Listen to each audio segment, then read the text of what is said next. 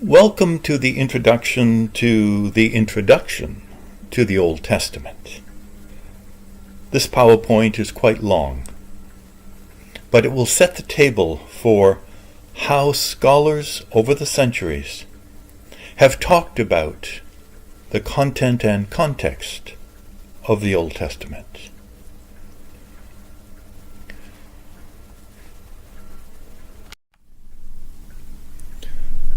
One could simply ask, why should anyone study the Bible in a scholarly way? Obviously, it's one of the oldest assembled sets of writings that comes from the ancient world. It has been an important social, political, and religious text about the consciousness and the history of a particular people, the Hebrews, the forerunners of the Newer Testament and the Christians. But it also serves as the foundation of Judaism, Christianity, and even Islam. It's not going anywhere. It's still a best-selling book, although perhaps not always read by everyone. The part of the Bible that we'll be focusing on is often called the Old Testament. But it's also been called the Hebrew Bible, because it's mainly in Hebrew, the First Testament, the Old Covenant, the Primary Testament, the Older Testament, or as the New Testament calls it, the Scriptures. And Jews call it Tanakh. Now, when we think about when the book was composed, I like to think of it in a symphony kind of way, because it is artistic. And frankly, the Old Testament was sung more than it was read. And still today in synagogue it's sung. And the first part was probably what we'll call the fourth movement. Composers don't always write their symphonies from the prelude to the finale. They start in the middle someplace, as does probably the Hebrew Bible. It's probably written first, the first parts collected, written down during the reigns of David and Solomon, or Shlomo, and that time period, around 1000 BCE. There were already prophets starting to sing, and certainly we assume David is composing some songs. And what are they remembering? Probably the second movement of the piece, which is the foundational event, the liberation out of Egypt, and the founding of the covenant at Mount Sinai. Miriam, along with Moses, are both said to sing songs at the triumph at the Reed Sea and at Sinai and beyond. And then as the Hebrews begin to remember even more who they are and where they come from, they think about their own creation as a people. But this would be the Garden of Eden story. And then the fall and the flood stories and dispersal. And these are also remembered in songs and psalms, and even for Eden in the prophet Ezekiel. The first movement probably then, as they remember back who they are those ancestors, Abraham, Sarah, Isaac, Rebekah, Leah, Jacob, and his family, and the tribes, and the blessings that are given by each of the patriarchs. A third movement, which might be around the fifth thing that is remembered, is the so-called Deuteronomic history of how these Hebrews come to settle in the Palestine area and the conflicts that are done. At the end of the book of Deuteronomy, again, Moses sings a song and sings blessings. A follow-up after the fall of the kingdoms of David and Solomon and their successors, after they are taken away into captivity, into the Babylonian history, laments are sung. We hear them in Jeremiah and in the Psalms and elsewhere. And finally, firstly, in the beginning, perhaps one of the last things that is composed is a lyrical sciencing during the exile period. The story, the retelling in a Hebrew Jewish way of how it all began. And perhaps finally a postlude of wisdom, the stories of Job, even Daniel, and some psalms of hope, or some of hopelessness. And so in this dynamic way, this book has been put together that we will study. So the Old Testament, or the Hebrew Bible, originally written and put together beginning around 1000 BCE and then further on. It's got both Hebrew, later on some Greek when it gets translated, and there's Aramaic in the Hebrew Bible. So it's not just a Hebrew Bible.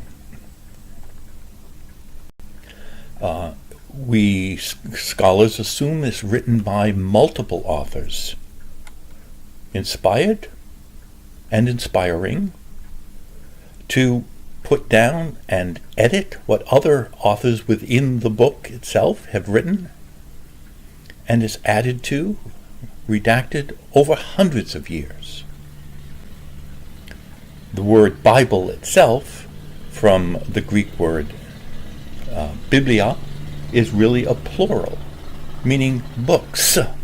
It's a library of books, the scriptures. And certain ones have been accepted in this library and others not. We call that the canonization. What's in the canon? The canon means essentially a measure, a rule, as to what is sacred enough to be put into this book and reread, returned to study not only the past but the present and future of a people of faith. The canon. For the Hebrew Bible, the canon is described by Jews today, as well as in ancient times, as the Torah, which is sometimes called the law, or the Pentateuch, because it is composed of the first 5 Penta books of the Hebrew Bible. Then we get the Nevi'im, the prophets, and it's composed of former prophets, which we would think of as history books, Joshua through Kings.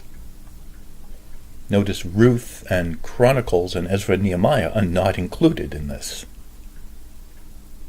Then we have the latter prophets, the major prophets Isaiah, Jeremiah, Ezekiel. Notice Daniel is not there. And then the book of the 12, the minor prophets. And then we have the Ketuvim, the writings. Here we have the Psalms, the scrolls of Megilloth, the scrolls of Esther, Ruth, Song of Songs, the wisdom books, Proverbs, Job, and then finally Daniel.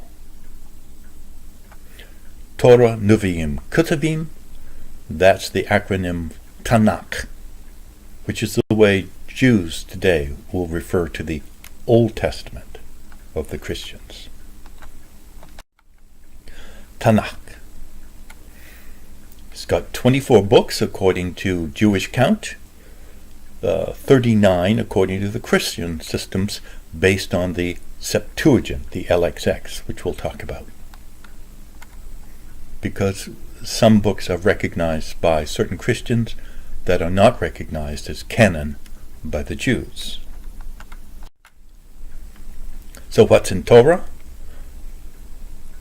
Also known as the books or teachings of Moses, or the Pentateuch, Genesis, Bereshith, Exodus, Shemot, Leviticus, Vayikra, Numbers, Bamidbar, and Deuteronomy, Devarim, and strangely the names, the Hebrew names, are actually the first words of each of those books.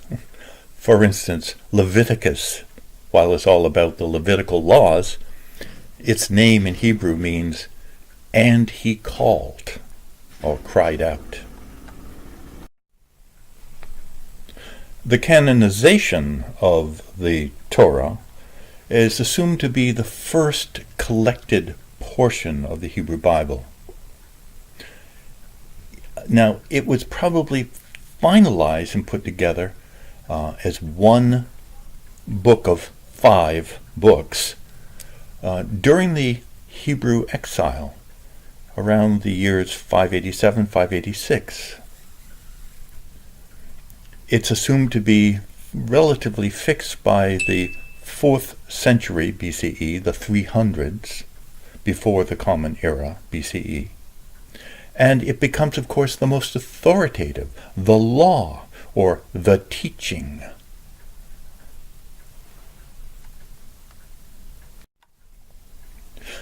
The prophets, again, this is the lineup that we saw before. The former prophets, which are historical, and the latter prophets, the major ones and the minor ones. And these are dated at various times. Yes, they are active sometimes before the canonization of Torah, but then they themselves do not become canonized until somewhat later. But obviously before the Common Era. Prophecy, we have to remember, and we'll have a good reading on this when we get to the session on the prophets. Prophecy does not mean just predicting the future. It's more about the realization, the telling of the actions of God in human history. And reminding the Hebrews, the Jews, and later, of course, the Christians, of how God has acted, continues to act, and will act. It is called forthtelling, rather than just foretelling. And again, it is a very diverse collection. But we know it's closed as canonically by the 2nd century BCE because the book of Daniel is not there. And Daniel is written at a time that is during the mid-2nd century. More on that later. And then the writings. All these other spurious writings which really are like the frosting on the cake. is a variety of both wisdom and praise and prophecy and writings that are about what it means to be a human being, Ecclesiastes and Job.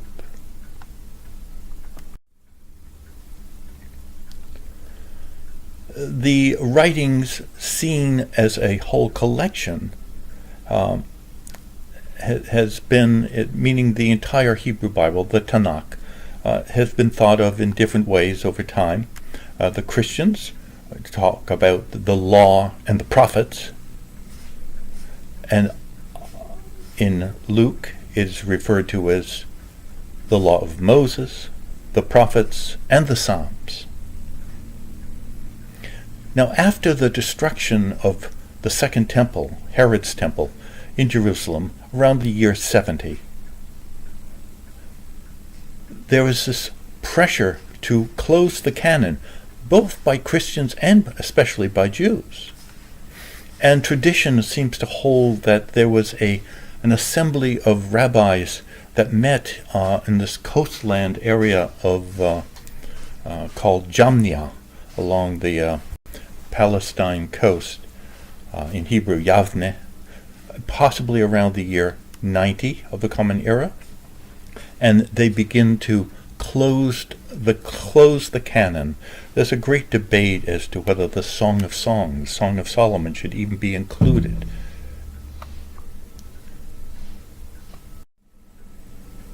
So here I am, reading a scroll. Somebody had brought it into the library I worked at. I determined this is a scroll including the Book of Kings. That's what I'm reading. And of course, this is the format that the Hebrew Bible was passed on as, scrolls, not book form. That came later. A book was called a codex, from the Romans who put their laws into book format and called them codices, because the codes, the laws that regulated Roman society were put there. Well, when Christians, in particular, wanted to convert the Romans, which they do, they wanted to say, hey, we have our law book also. And so they moved from using scrolls to having codices, or a codex, the book of the Old and New Testament, while the Jews continue to use scrolls. Even today in the synagogue, it is a scroll that is brought out from the ark. The irony is, of course, if you're reading your Hebrew Bible now on a computer, you would scroll through it again. This brings us to the issue of how was this text preserved?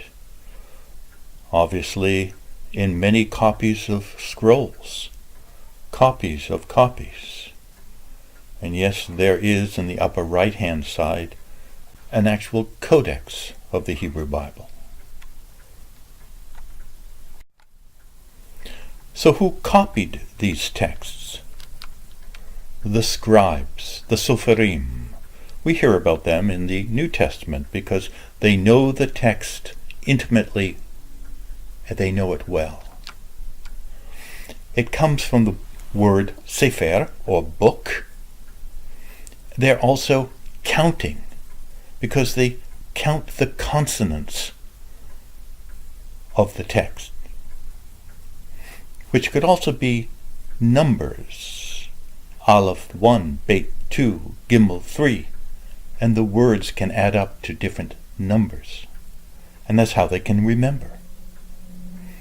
They're working probably from the time of Ezra in the 5th century before the Common Era to well into the 4th century of the Common Era. Writing, rewriting, copying the text.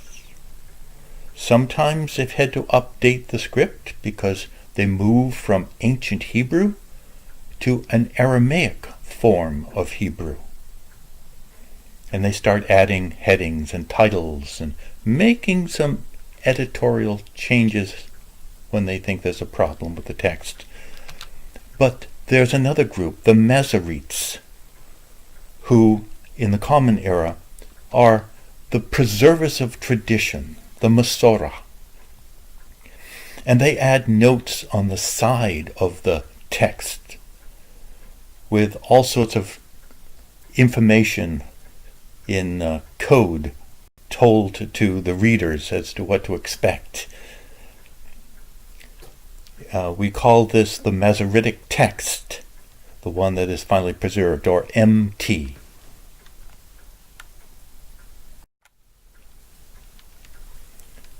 The Masoretic text is primarily written in Hebrew. Now, we must remember we have no original manuscripts. We only have copies of copies of copies of copies. The oldest complete Hebrew manuscript we have is a codex, not a scroll.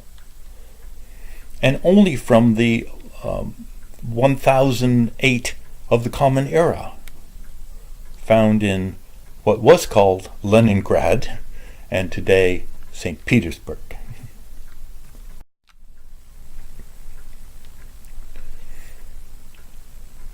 We will look at how the Old Testament, the Hebrew Bible, has been composed and arranged, and at the historical record of the people that are reflected in the book. The history period begins well before they start composing, writing about it, probably around 1800 before the Common Era, and moving all the way through during the Roman rule of 60 of the Common Era. There is, and we'll discuss it later, the so-called documentary hypothesis, which talks about, especially with the Torah, how it has been composed from multiple sources, so-called authors or schools of thinking, and then redacted, edited, and put together in final form. Scholars will talk about sources for the Torah, the first 5 books of the Hebrew Bible, as coming from JEDP, J standing for the Yahwist period, around the time of David, when the writings seem to refer to God as Yahweh, the unpronounced and perhaps unpronounceable word that apparently meant the holy name. Remember, even in the Lord's Prayer, Jesus doesn't call God by any name except our Father, whose name is holy, hallowed. The J comes from the German pronunciation of Yahweh, or the writing, because a J and a Y between German and English is the same Yah sound, and it incorrectly becomes anglicized as Jehovah, because they take the vowels of the word Adonai, meaning my Lord, that the Jews would use whenever they see the holy name and not want to say it. They would say, my Lord, Adonai, and they apply those vowels to the consonants of JHWH or YHWH. And the misnomer of Jehovah is invented that way. The second period, and there is dispute about which period comes first, the Elohist period, where God's name is using primarily the word El, or Elohim in the plural, to refer to God. Then there is the Deuteronomic period, where the whole stories are retold, but primarily it is the book of Deuteronomy and then the Deuteronomic history, which we'll talk about later, which goes up through Kings. And the priestly period, which stylistically is very exacting, precise, numbers like the days of the week, and all the laws are written down and remembered. And it seems to be the last addition to Torah. The scholars you'll hear talk about these. And there is also dispute about whether the Bible should be read as broken up into these different groups or not.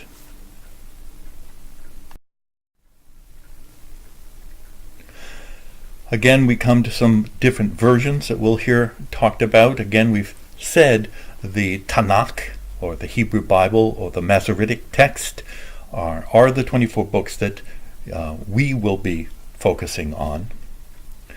But in the 3rd century before the Common Era, the Greek Septuagint, also seen as the LXX, which we'll talk more about, is there, and there are many different Greek translations.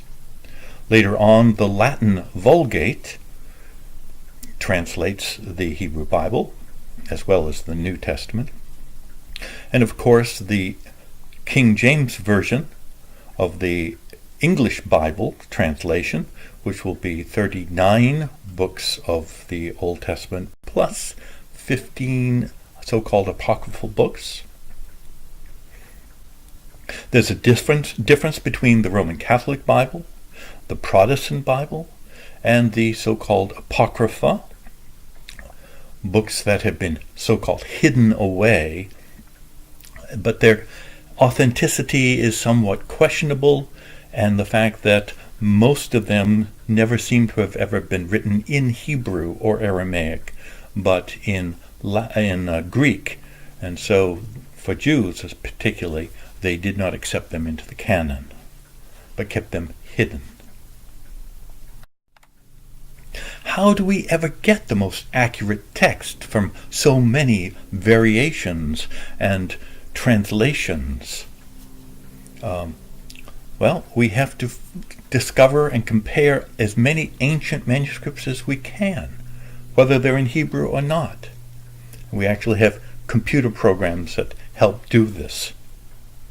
And some of the important ones that we refer to are the Septuagint, the Dead Sea Scrolls, the Targums, which are the Aramaic translations, the Peshitta, which is the Syriac translation, and the Vulgate, the Latin translation. The Septuagint, around the 3rd century, before the Common Era, and done probably in Egypt. The Greek translation of the Hebrew Bible, at a time when Greek became the language of the Greek Empire, and continued on up into the Roman period as well. But just as today everyone seems to learn English, in the day, Greek was the language that everyone used, including the Jews.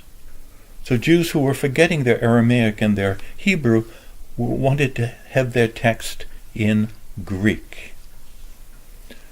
There's a story that is passed down in a so-called Letter of Aristeas, which talks about 72 scholars who get together, but separately, translate the Hebrew into Greek, and miracle of miracles, every translation is the same, so it must be inspired and therefore canonized and accepted as authoritative. Even though there were 72, in Roman numbers we always just keep it at 70, LXX, to refer to the Septuagint. It does include those hidden books, the Apocrypha. So these apocryphal books which may some of them have translated from original Hebrew that we don't have. While they were not accepted by the Jews as canonical, many Christian traditions do include them. Looking at the arrangement of the Septuagint, we find that it starts with law, the Torah, or for them, nomos, and then the history, which we recognize, which now includes Ruth and Chronicles, and also the other apocryphal books.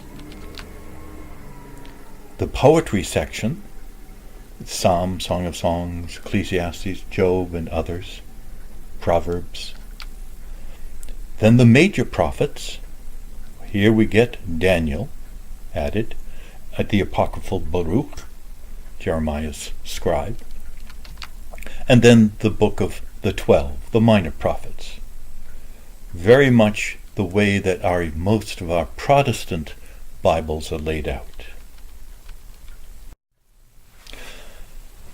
And then there are the Dead Sea Scrolls, which were only discovered in 1947 in these caves near the wadi or stream of Qumran, down by the Dead Sea, where apparently a community of very pious Jews who were breaking away from the establishment of Jerusalem and the domination of the Romans in the period of the 2nd century before the Common Era to the 1st century of the Common Era, about the same time as Herod and then later Jesus, John the Baptist, and there are speculations about connections between Jesus and John the Baptist and this community of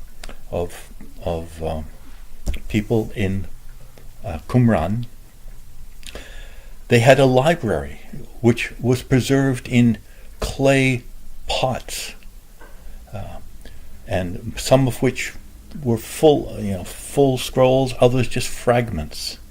And scholars have been piecing these together, which includes every book of Tanakh, except, oddly enough, the book of Esther.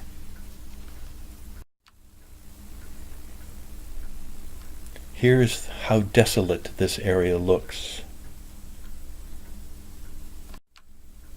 And here's an example of a scroll. It is the Isaiah scroll, which has been preserved in the book of the shrine of the book in Jerusalem today.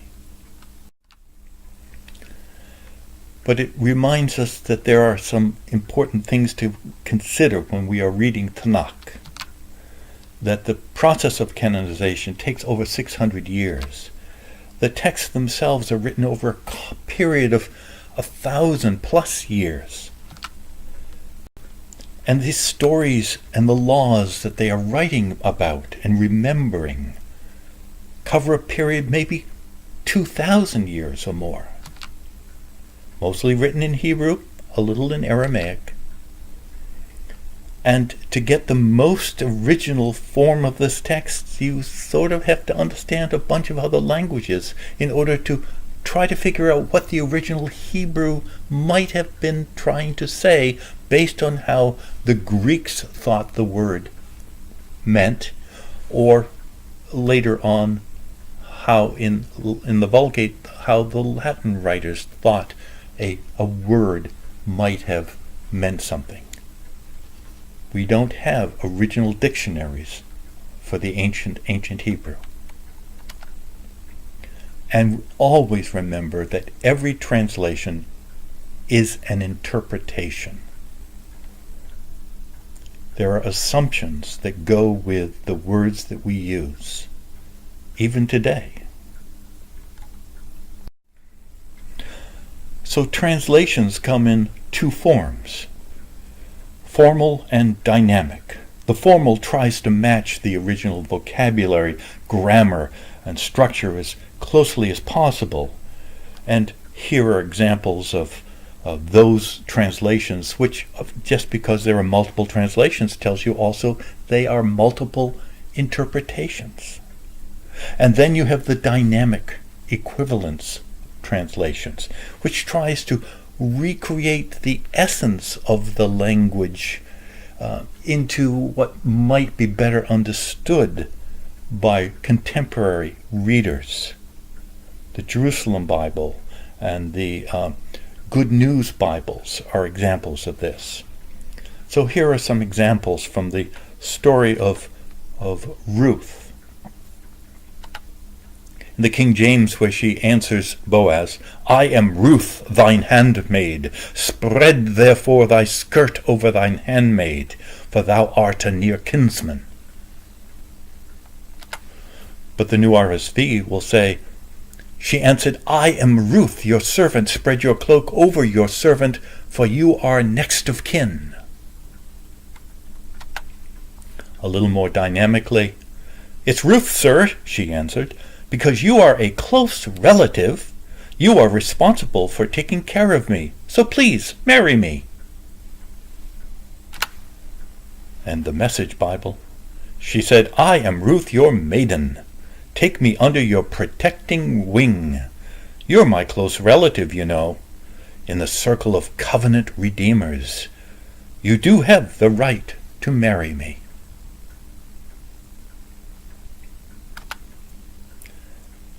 "I'm Ruth," she said. "You are my family protector, so take good care of me by making me your wife."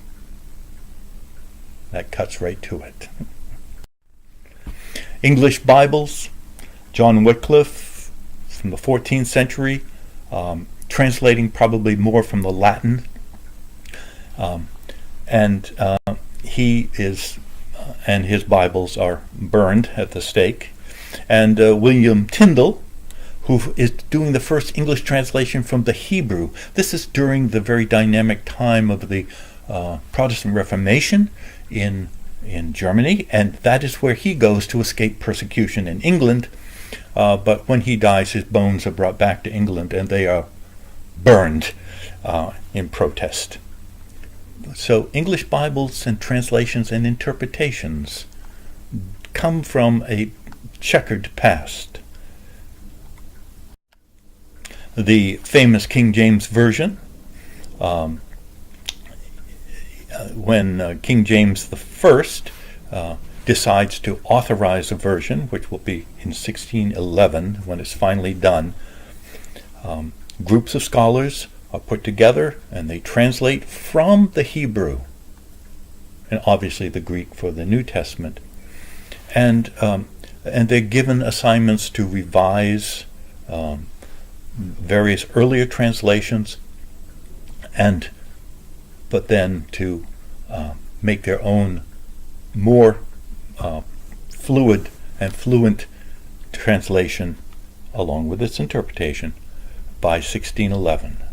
And it is a literary masterpiece and still readable and memorable today. But there are modern translations that use language that modern people speak and can understand better. And these are some of those translations that we are probably familiar with.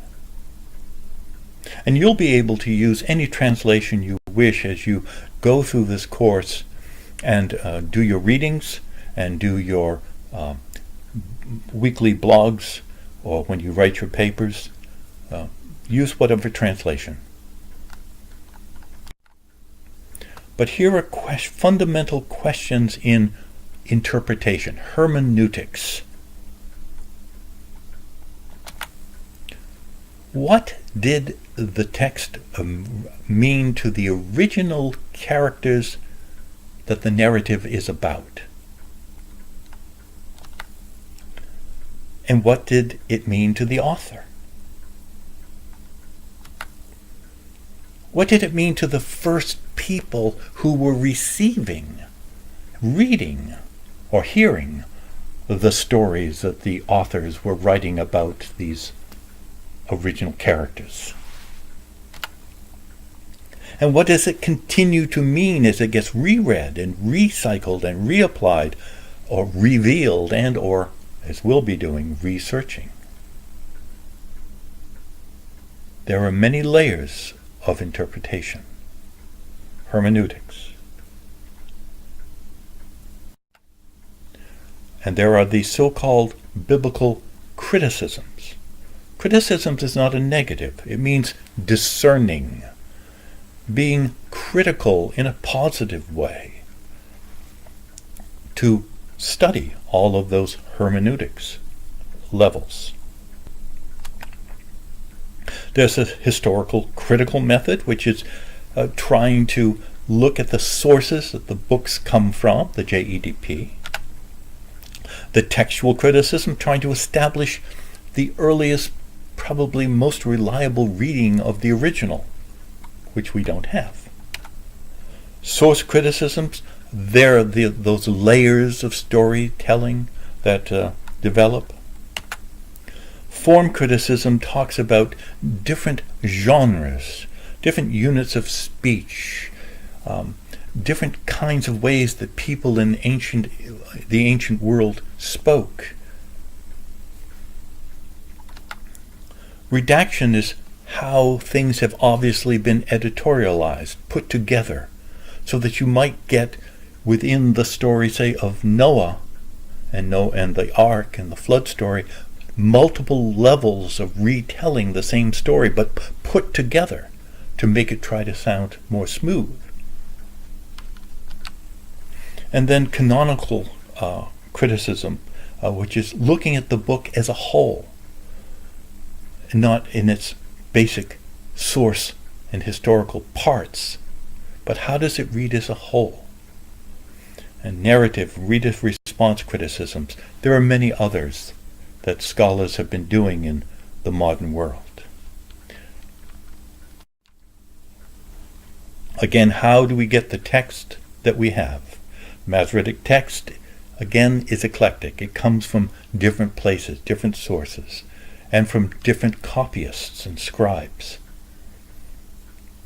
Whenever there are variations between this or that reading, or from the manuscripts that we get, the older ones are preferred to newer ones. More difficult readings grammatically, or what the word might have meant, those are preferred over easier ones.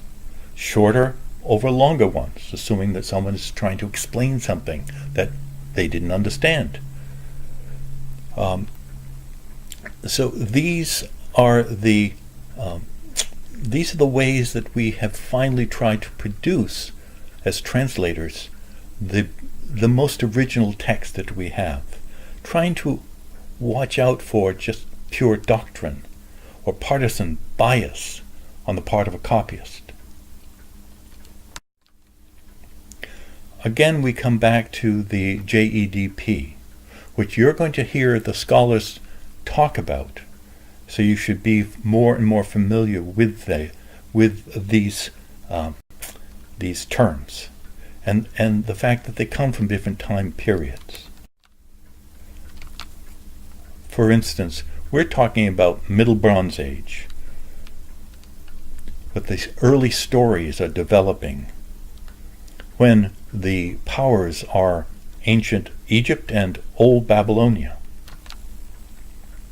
Moving into the Late Bronze Age, where ancient Babylon is replaced by an older version of the Assyrian Empire and further dynasties of the Egyptians.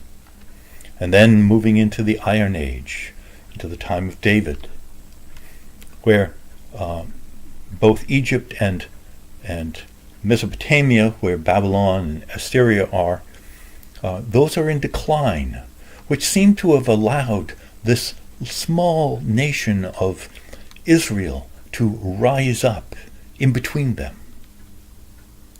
And then you start having a new Assyria, and followed by a new Babylon coming in and threatening, and in fact overrunning Israel.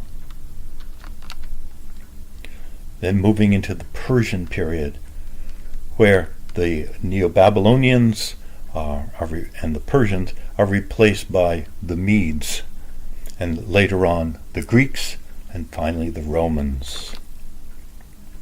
So here is the Greek period, beginning around 333 with Alexander the Great.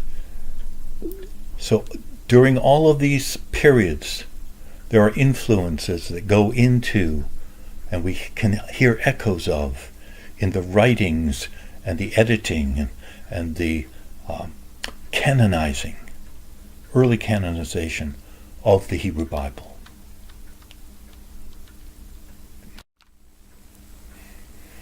Here you can see a graphic laying out where J, E, D, and P might have fit in the storyline of the Hebrews.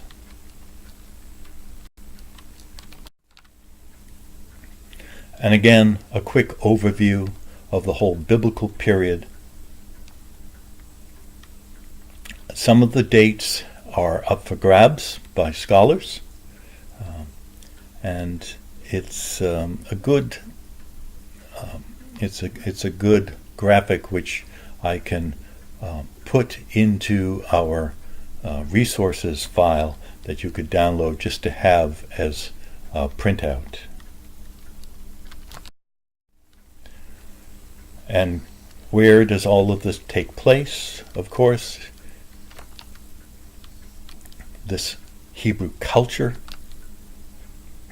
originally this nomadic pastoral people who are on the edges of these other more urban and agricultural societies, right in between them all.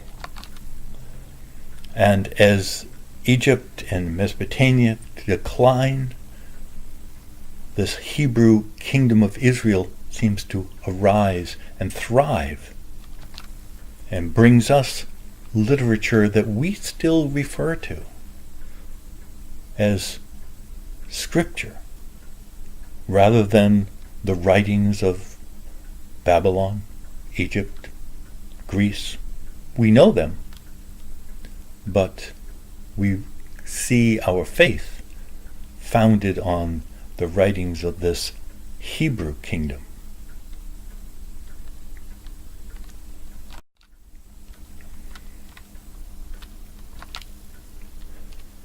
It's good to remember that probably the earliest versions of Israelite religion, influenced by its many pagan neighbors, was polytheistic.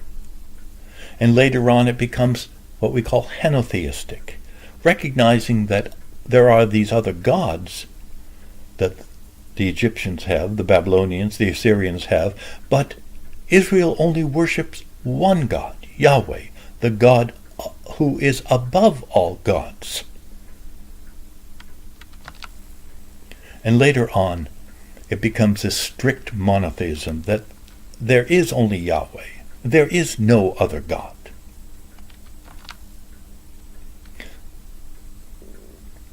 There are these contrasts between the religion of Israel and the other ancient Near Eastern religions. And you can read about these influences and contrasts in some of the readings that are posted in the early sessions.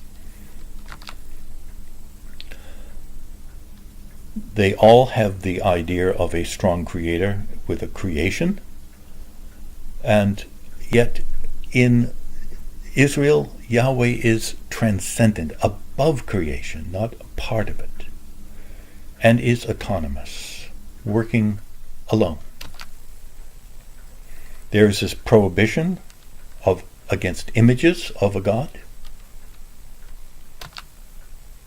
It becomes a strict monotheism, even when Egypt flirts a little bit with a one god, but there are also all of those other gods there. There is this unique relationship between the God, Yahweh, and the nation Israel, which we'll call covenant. But there are some things that also are similar between Israelite and Near Eastern religions. there is this idea that the God brings order over against chaos to make creation and to give humans a place to live. There is this shared idea of an afterlife that is sort of shadowy, shady, what Hebrews call Sheol. Gets translated as Hades, thanks to the Greeks. They also have this lack of body-soul dualism. You are a soul. Your body is a soul. It is later Greek and then Latin concepts of separating the body and the soul. It's also important to try to keep in mind that the Hebrew Bible is an Asian book.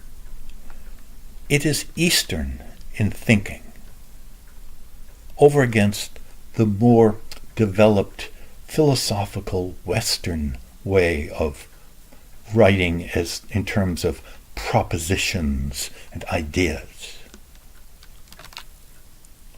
So in the West, we're all about individualism, whereas in the East, there's more of an understanding of being part of a collective. In the West, you're either right or wrong, hence laws. In the East, while there are laws, it's more about honor and shame. The West, we're very time-oriented. In the East, it's more a timeliness, doing things at the appropriate moment. In the West, we have rules, and in the East, we have relationships. If you can keep these concepts in mind as you're reading and reinterpreting these familiar texts, you might be able to get back to the earlier understandings of what the first writers and audiences were feeling when they heard the same stories that we read still today. And here's the area that we'll be focusing on. The Great Sea, also known as the Mediterranean, where we have what will become the tribes and then the split up kingdom of Judah and Israel, with surrounding neighbors. Between the sea or lake, it's not really a sea, of Gennesaret, sometimes known as the Sea of Galilee, and the Dead Sea, which is a true salt sea.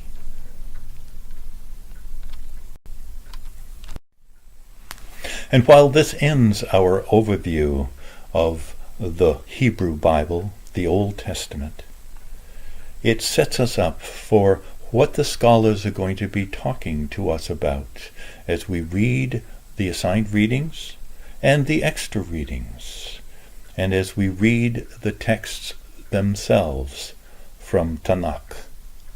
So let's move onwards to the content and context first of Torah.